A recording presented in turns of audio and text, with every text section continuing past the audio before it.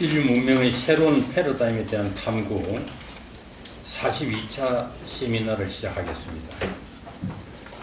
오늘 정대인 교수님께서 발표할 명시적 주제는 다원주의와 상대주의를 위한 이것 실제론으로 되어 있습니다만, 상대주의와 다원주의 그리고 보편주의가 논리적으로 어떻게 구분되는가 하는 문제가 실질적인 주제가 되겠습니다. 학문 분야에 따라 다소간 차이는 있습니다만, 상대주의와 다원주의는 종종 구분하기 어려운 경우가 많습니다. 그런데도 우리는 대체로 상대주의는 부정적으로 보면서 다원주의는 긍정적으로 보는 경향이 있습니다. 또 누군가가 인문사회과학에서 보편주의를 주장하면 정체성이 약한 학자로 취급되는 경우도 있습니다. 이런 문제들에 대해 정대인 교수님께서 오늘 명쾌한 대답을 주실 것으로 생각됩니다. 정대인 교수님께서는 오랫동안 이화여자대학에서 철학을 가르치면서 한국 철학계를 이끌어 오신 분입니다. 지금은 명예교수로 계십니다만 요즘도 우리 시대의 철학적 문제와 씨름하면서 무게 있는 논문과 저술을 계속 발표하여 후학들로부터 진정한 철학자로 존경을 받고 있습니다. 오늘 좋은 발표가 있겠습니다.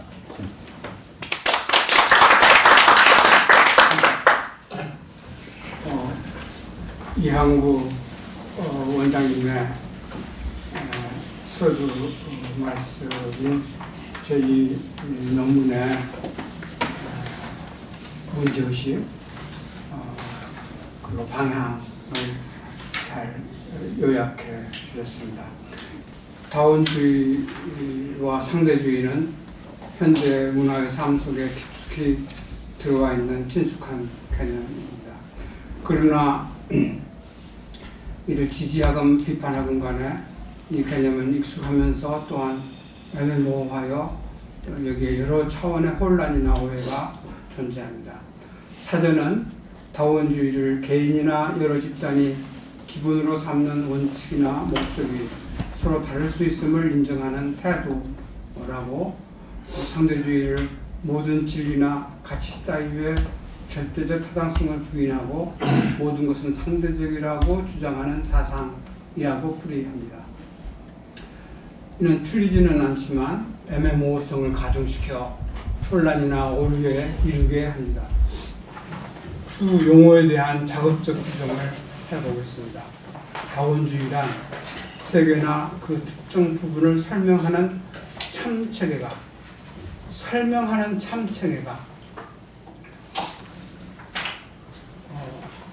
하나 이상이다 라는 입장을 나타내고, 상대주의란 하나의 문장은 그 문장이 속한 체계에 따라 상대적으로 진리치를 갖는다 라는 관점을 지시합니다. 두 시각은 공유하는 면이 있어서 병용되기도 하지만 그 차이에 주목할 필요가 있습니다.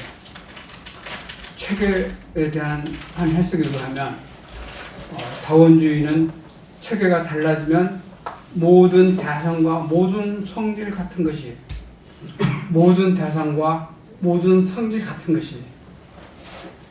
달라지므로 공유하는 문장이 있을 수 없지만, 상대주의는 동일한 문장이 체계에 따라 진위가 달라진다는 관점입니다. 상대주의에서는 어떠한 체계도 그 체계에만 고유한 문장을 설정할 수 없습니다. 특정한 체계에서만 이해되고 다른 체계에서는 이해되지 않는 배타적인 문장은 배제됩니다.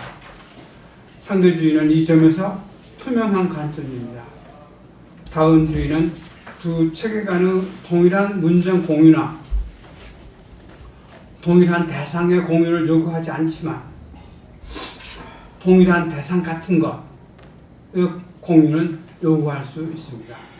동일한 대상 같은 것에 대해 두 체계는 상현 설명 체계를 구성할 수 있다는 것입니다. 책에 대한 이러한 규정을 수용한다면 다원주의나 상대주의가 자체적으로 제기하는 중요한 물음에 답해야 합니다. 다원주의나 상대주의는 어떻게 실제에 관련될 수 있는가? 인간은 누구나 이 실제 안에 살고 있기 때문입니다.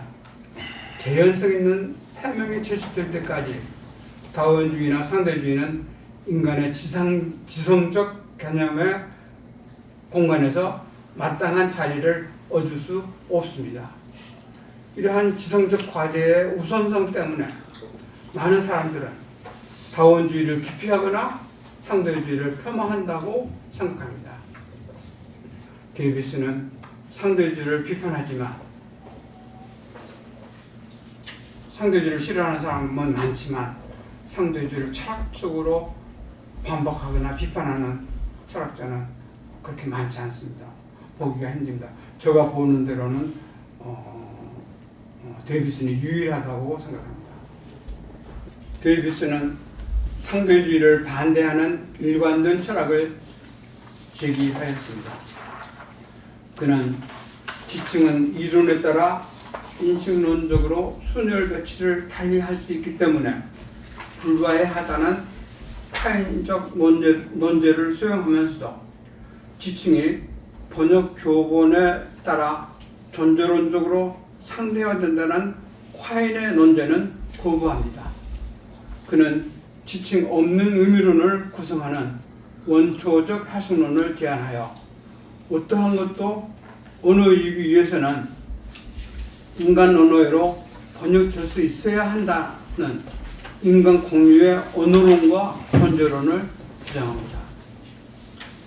데이비스는 상대주의를 개념 체계들에 따라 다른 존재론이 구성되고 다른 믿음들이 모두 참을 수 있다는 것으로 이해하고 이를 반박하기 위해 개념 체계들이라는 상대주의자들이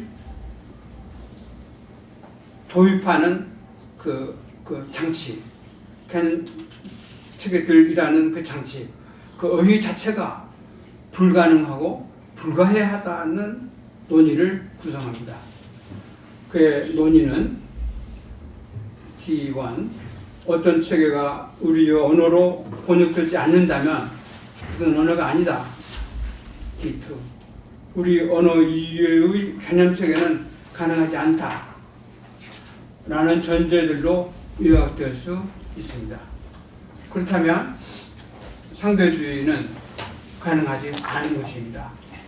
이제 데이비스는 논변에 주목할 필요가 있습니다. 데이비스의 첫째 전제 T1은 초견적으로 반주관적입니다. 그가 인정하는 것처럼 두 언어 간의 번역은 가능하지 않다라는 주장은 특정한 하나의 언어 체계 안에서의 주장으로 보이기 때문에 역설적입니다. 그러나 T1은 데이비스의 언어론, 원초적 해석론에 의해 지지됩니다. 일반적 해석론은 특정한 문장이나 발화에 대한 해석은 화자의 다른 의도와 믿음을 전제하여 이루어진다는 점에서 순환성을 벗어나지 못합니다. 그러나 도입된 원초적 해석론은 청자가 알지 못하고 번역 교본도 없는 원초적 언어에 대해 화자가 as regulate라고 발화했을 때 청자는 화자가 그 발화를 참인 것으로 간주한다는 태도, 그리고 그 시간 그 장소에서 비가 오고 있다는 비상적 사태라는 언어사회적으로 동의할 수 있는 사태를 관찰하여 그 발화에 어떤 의미를 부여할 수 있다는 관점입니다. 원초적 해석론은 그 해석의 대상이 원초적 언어라는 점에서 언어에 대한 일반 이론인 것입니다. 따라서 모국어의 해석이나 이해뿐 아니라 어떠한 외국어에 대한 이해나 해석에도 적용되는 것입니다. 데이비스는 태도와 사태에 주목하여 발화 의미를 추리하면서 이 추리의 표준적 의미만이 아니라 일탈적 의미가 포함될 수 있다는 가능성을 인정합니다. 예를 들어 매그네트라는 단어의 일차적 의미뿐만 아니라 부차적 의미가 주어지면서 선택의 상황에 직면하게 됩니다. 그러한 상황을 극복하기 위해 그는 자비 원리를 도입합니다. 자비 원리란 청자의 관점에서 화자를 최대한 합리적인 행위자로 전제하여 해석해야 한다는 준칙입니다. 화자와 청자 간의 의견 일치를 최대화하는 장치입니다. 이 장치로 화자의 믿음을 고정하여 그의 발화를 참으로 여기는 태도로부터 발화 문장의 의미를 추론하는 것입니다. 자비 원리는 이러한 의미 추론에서 일차적 의미와 부차적 의미 간의 선택을 돕는 장치가 됩니다. 이 장치는 인간들의 소통에서 대량 오류의 가능성을 선언적으로 부정할 수 있게 하므로 언어 해석에서 자비 원리의 선험성이 요청됩니다. 또한 데이비스는 그의 자비 원리가 타르스키의 진리 개념과 상호 의존하고 강화하는 관계로 파악합니다. 한 사람이 오늘 저녁은 100만 개의 별이 보이네 라고 말하고 다른 사람은 정말 참이네 라고 말하는 경우를 일반화하여 S는 어떤 언어 에러 문장의 기술이고 P는 그 문장이라고 할 때 P인 경우 그리고 이 경우에만 S는 참이다. 눈이 흰 경우 그리고 이 경우에만 눈이 희다는 참이다. 라는 그 T 규약에 도달한다고 데이비스는 요약합니다. 진리규약 T는 화자와 청자 간의 의견 일치를 최대화하는 데 있어서 의견 문장들의 의미론적 구성 조건이고 자비 원리는 진리규약에 의해 안정성을 갖습니다. 자비 원리의 선험성은 데이비스의 전제 D1, 즉 어떤 체계가 우리 언어로 번역되지 않는다면 그것은 언어가 아니다 라는 명제의 중요한 근거로 보입니다. 데이비슨에게 있어서 자비 원리는 언어 이해론에서 선택의 대상이 아니라 구성 조건, 언어 이해론에서 구성 조건이고 인간이 실컷 조건 간에 인간 언어에 강요된 불가피한 것이다. 그래서 데이비슨의 이러한 언어 이해론을 따르면 인간 언어로 해석되지 않거나 번역되지 않는 것은 언어가 아니게 됩니다. 인간 언어 일반에 적용되는 그의 독특한 원초적 해석 개념에 의하면 해석과 번역은 동일한 행위가 됩니다. 원초적 언어 해석론은 모국어와 외국어 간의 번역 가능성에도 적용되기 때문입니다. 타자의 발언이나 행동을 인간 언어의 기준에 일관되고 참인 믿음을 나타내는 것으로 해석할 수 없다면 합리적인 언어를 유지하고 있다고 상정할 이유가 없는 것입니다. 데이비슨에게 있어서는 동물 언어가 불가능합니다. 데이비슨은 그의 전제 D1을 정당화하고 있는 것입니다. 데이비슨의 둘째 전제 D2도 초견적으로 반주관적입니다. 우리 언어라는 우리 인간의 전유물이 어떻게 보면 보편적 구조물이라는 것이다.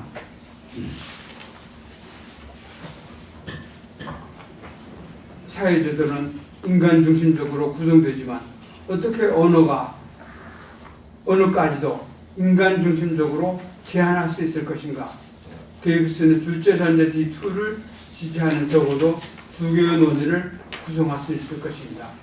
번역 논변과 제3도마 논변입니다. 데이비슨에 의하면 상대주의는 공략 불가능한 또는 상호 번역 불가능한 체계들이 있다고 주장하는 관점입니다. 그렇다면 상대주의는 임의의 두 체계에 대해 번역의 실패 여부를 유의미하게 말할 수 있어야 하는 관점입니다. 그러나 데이비스는 번역 실패를 유의미하게 말할 수 없다고 주장합니다.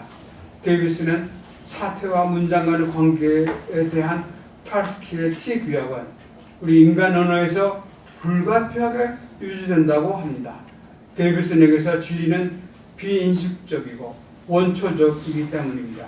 따라서 이 규약은 어떤 언어에서도 수용되어야 한다고 믿습니다. 그렇지 않으면 그것을 언어라고 규정할 근거가 없다는 것입니다. 다른 말에 T 규약을 유지하는 어떤 언어 간에도 번역은 가능합니다.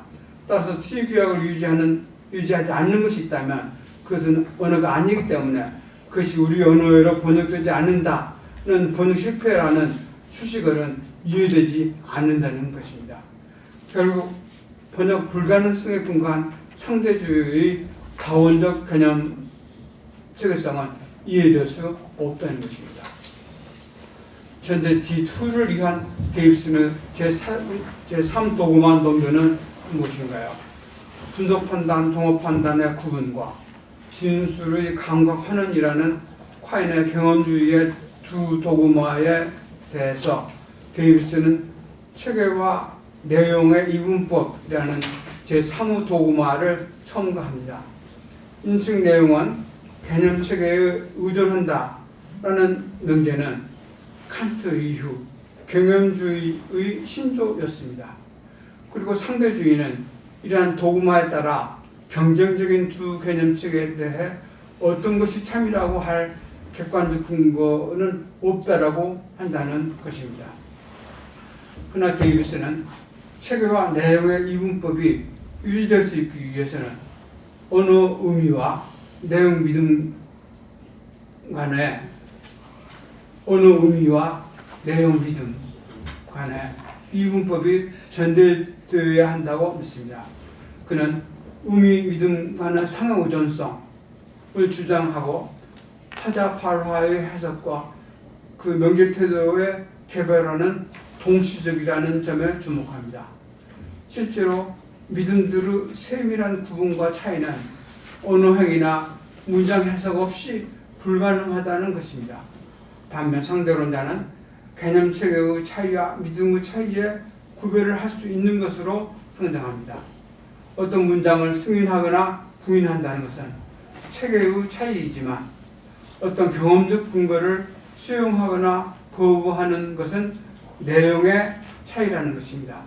그러나 데이비스는 사람들이 상이한 생각을 할 때 그 차이가 믿음에 기인한 것인지 아니면 개념 체계의 차이에 기인한 것인지를 보여줄 원리나 사실이 없다고 합니다. 결국 체계와 내용의 이분법에 기초한 상대주의의 여러 가지 개념 체계는 유의미하지 않다는 것입니다. 반상대주의 논변은 얼마나 정당할까요? 이를 어떻게 평가할 수 있을까요? 여기에 의문점들이 있다면 그것은 무엇일까요? 데이비슨의 치밀한 언어 철학적 분석에도 불구하고 두 전제 D1과 D2의 지진 원리가 안고 있는 어려움들에 주목해 보겠습니다. D1은 원리에서 데이비슨은 먼저 해석의 조건과 번역의 조건을 동일시하면서도 그 동일시가 결과하는 문제점들을 간과하고 있습니다. 동일시가 이루어지지 않는다면 그의 상대주의 반박은 관역을 놓치게 됩니다. 그렇다면 번역과 해석이 정확하게 무엇인가를 규정할 수 있어야 할 것입니다. 번역의 문맥과 해석의 문맥에서 문장의 동일성 기준은 다른 것으로 보이기 때문입니다. 번역에서의 문장의 동일성 기준은 초견적으로 문장들의 질치 동일성이라 할 것입니다. 임의의 두 문장들에 대해 각기 속하여 있는 체계에서 그 문장들의 진리치가 확정되면 그 진리치 동일성 여부에 의해 두 문장의 동일성이 결정될 것입니다. 이러한 기준이 번역에 요구하는 것은 번역 원문 문장이 참이거나 거짓인 가능한 모든 상황에서 번역 문장도 참이거나 거짓이어야 하는 것입니다. 그리고 이것은 진리치라는 유연적 국면에 제한된 것이고 문장들의 내표적 국면은 또 다른 복합적 난제들을 야기할 것입니다. 반면 해석에서의 문장의 동일성 기준은 문장들의 역할의 동일성이라고 생각합니다. 문장들의 해석을 데이비스 논리에 따라 원초적 경우에 한정한다고 할지라도 화자의 태도와 주변적 사태를 관찰하여 화자의 발화에 어떤 의미를 부여할 수 있지만 일탈적 의미를 배제하기 위해서는 청자는 화자를 최대한 합리적인 행위자로 전제하는 자비 원리를 도입하여야 하는 것입니다.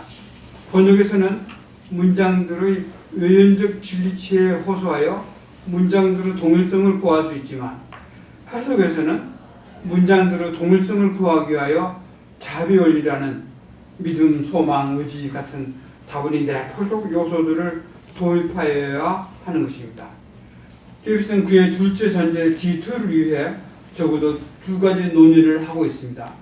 첫째는 타르스키의 규약, T규약을 활용한 논의입니다. T규약은 모든 언어가 만족해야 하는 것이고 따라서 이 규약을 유지하는 어떤 언어도 상호 번역 가능하고 이 규약을 유지하는 것이 있다면 그것은 번역 불가하는 것이기 전에 언어가 아니라는 것입니다. 그러나 다음과 같은 물음을 물을 수 있을 것입니다. PO와 Q이다. 그리고 not Q이다. 그러므로 Q이다. 라는 문장은 배중률을 수용하는 고전 논리 체계에서 참이지만 배중률을 부인하는 주관 논리 체계에서는 참이 아니지 않는가. 이 물음이 정당하다면 탈스키 T 규약에 따라 모든 언어들이 번역될 수 있고 따라서 다른 개념 체계라는 표현은 이해되지 않는다는 데이비슨의 논의는 문제스럽다. D2를 위한 둘째 논의는 제3의 도구만 논변입니다. 상대주의는 체계와 내용을 이분법적으로 구분하여 체계에 따라 내용이 달라진다고 합니다. 데이비스는 의미 믿음과는 상호 우전성을 주장하여 그 이분법을 격파하고자 합니다. 그러나 의미 믿음과는 상호 우전성을 수용하면서도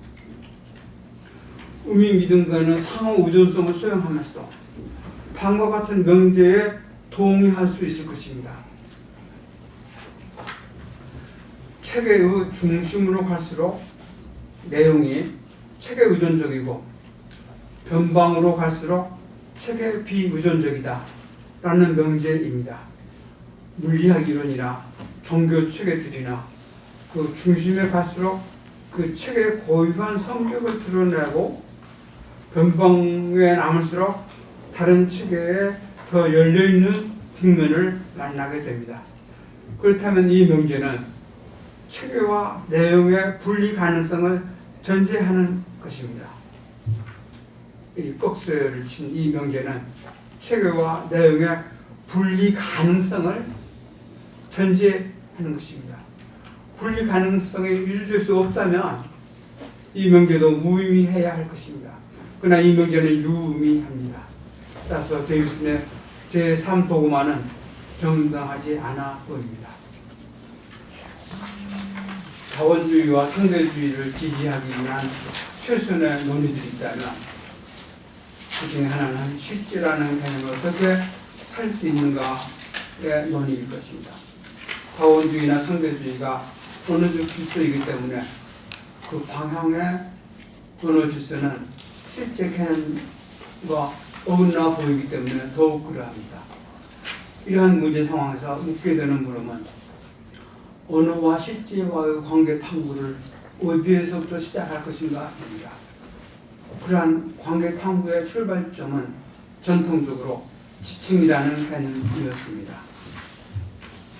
언어의 단위가 실제의 단위를 어떻게 만나는가, 그 관계는 무엇인가, 그 관계는 어떻게 정도가 되는가와 같은 물음을 조명하는 개념입니다.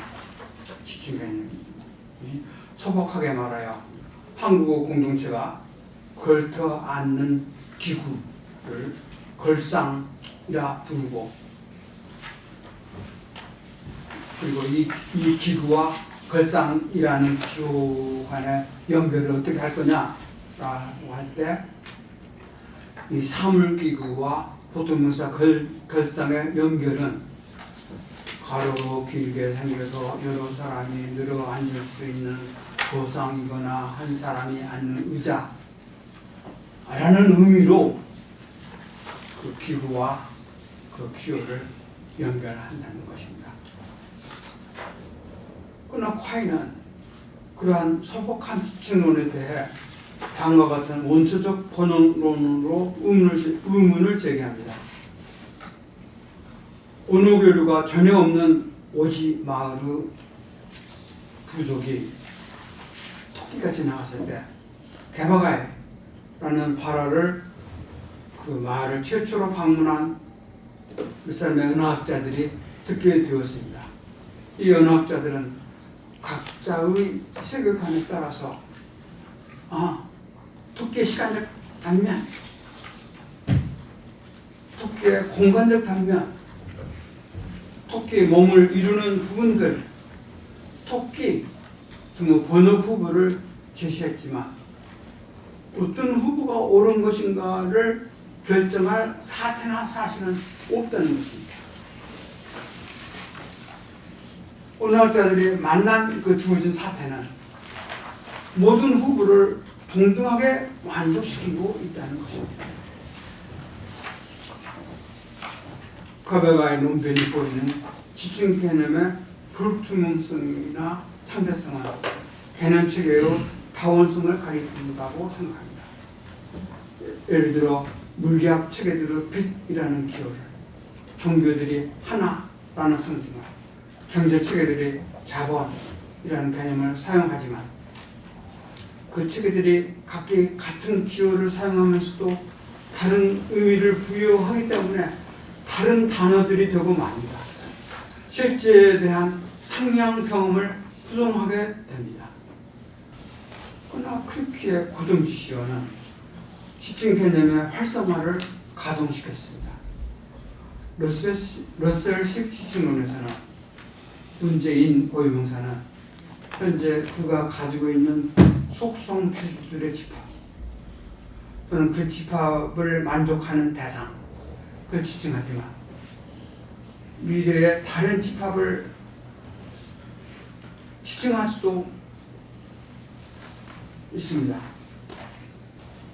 그러나 크리키는 물이 이 현실 세계에서 H2O를 지칭한다면, 그러면 물은 모든 가능한 세계에서 H2O를 지칭한다라고 주장합니다.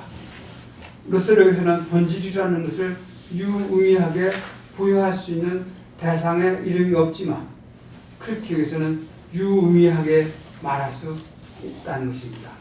크리키의 고정지시어 문법은 세계 실제를 언어와 관련시키는 선명한 장치로 보였습니다.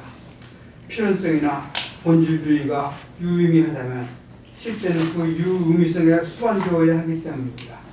그러나 진리의 문제는 필연성에 그대로 이어집니다. 특정 문장의 질치가 그 문장에 속한 체계의 상대적이라면 특정 문장의 필연성도 필연적이다라는 수로도 문장을 수식하는 수로라는 거죠. 이것도 많이 질체로 많이 오해될 수 있는데 문장을 수식하는 수로이죠. 필연성도. 그 문장에 속한 체계의 상대적이어야 하기 때문입니다. 그러나 다음의 반사실문은 크리키 지층론의 어려움을 안깁니다. 만일 박남준 선생이 케이지와 같은 해에 사망했더라면 박남준 선생은 그의 작품 전자고속도로를 만들지 못했을 것이다.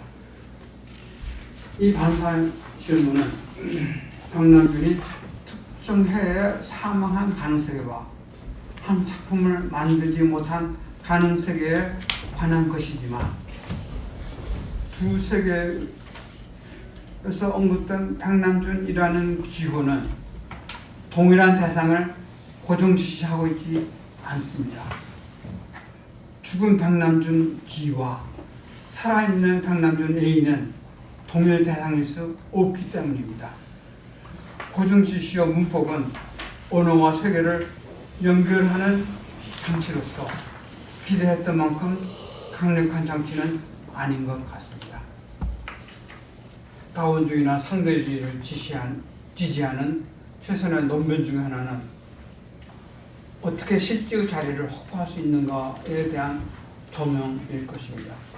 여기에서는 그러한 실제의 자리를 이것이라는 색인사의 사용 방식을 통해 제시하고자 합니다. 이것은 무엇이지요? 라는 바라는 일상적인 만큼 그 개념적 구조의 난해성이 숨겨지기 쉽습니다.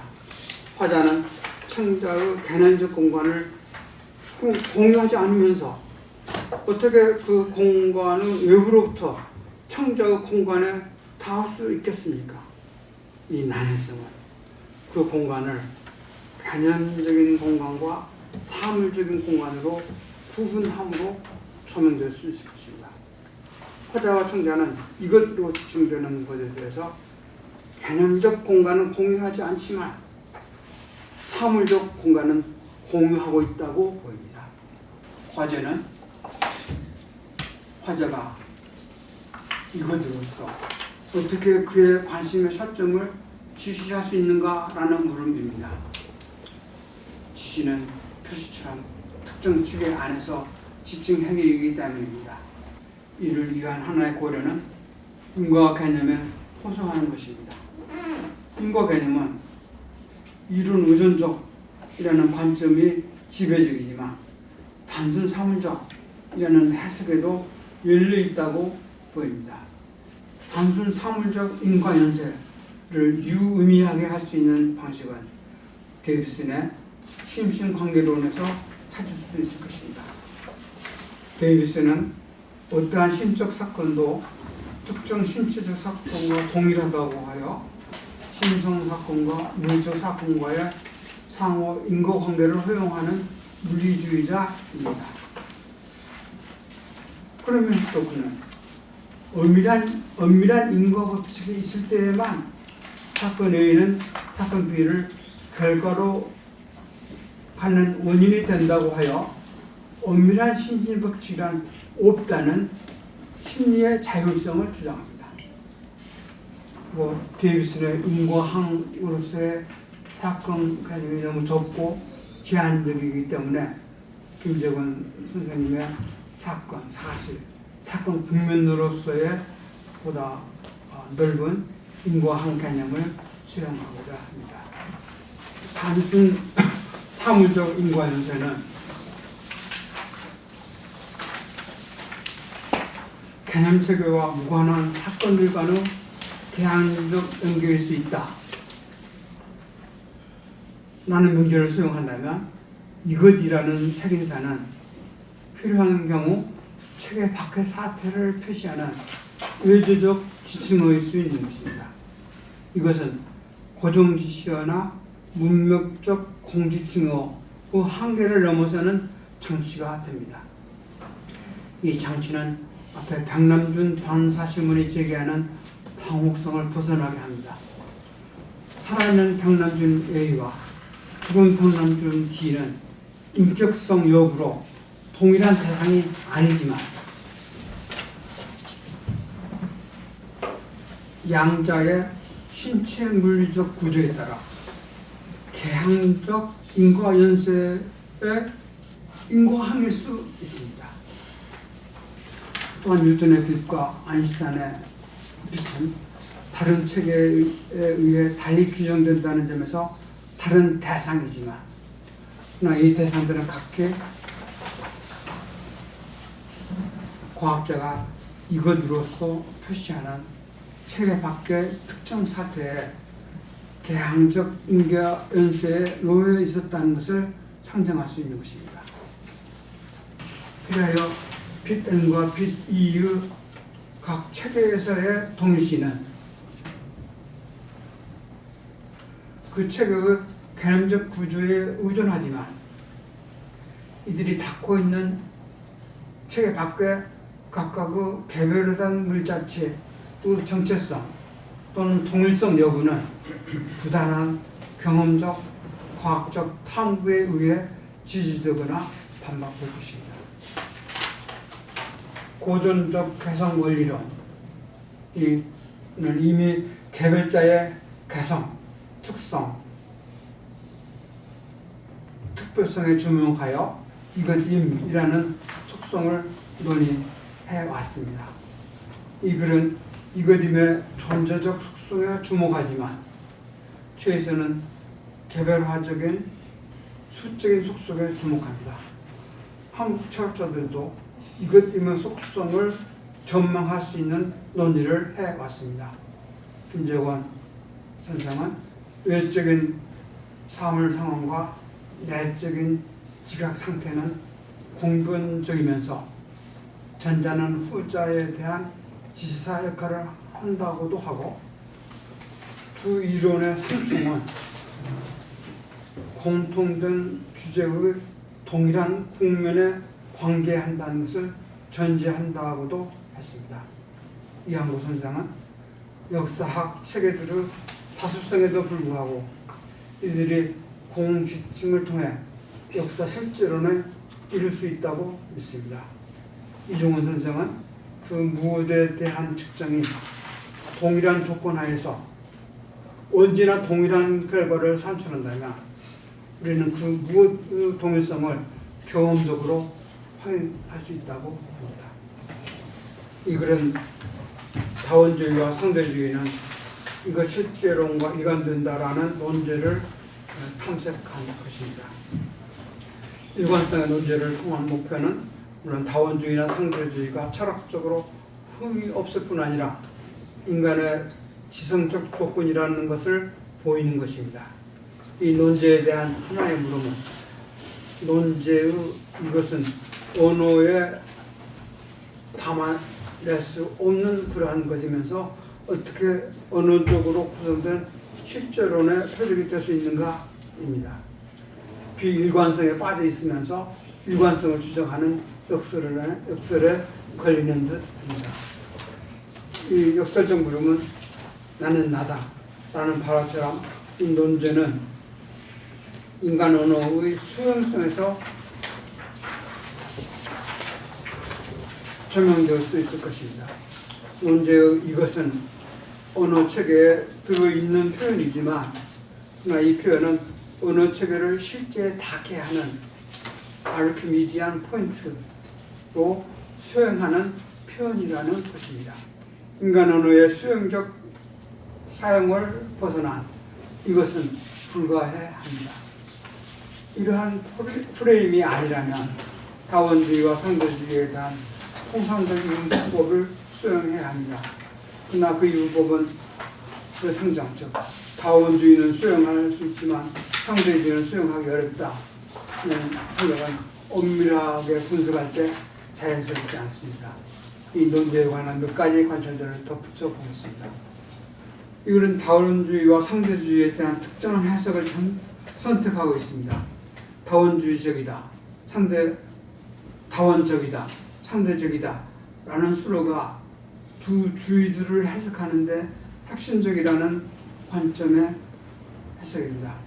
두 수로는 그것이 수식하는 대상이 언어적 단위라는 점에서 상수로라는 것입니다.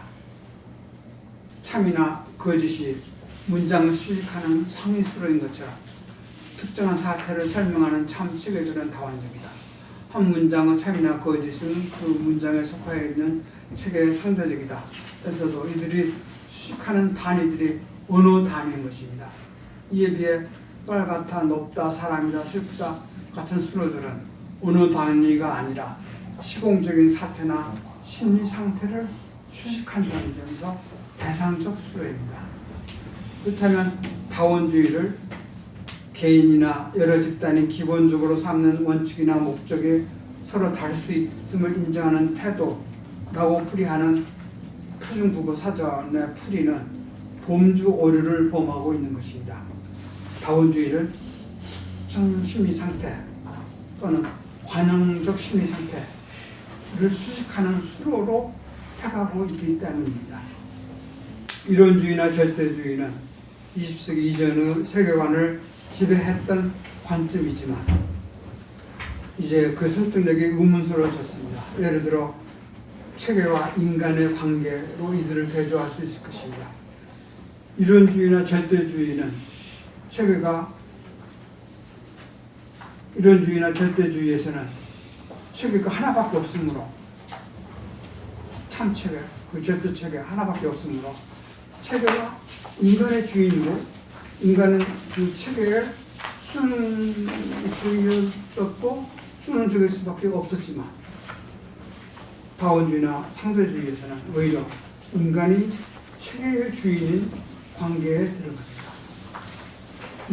이것 실제론이 확보된다면 다원주의나 상대주의가 드리웠던 그림자가 벗겨지면서 인간이 사유 어느 체계의 보다 적극적인 주인이 될 수 있을 것으로 생각합니다.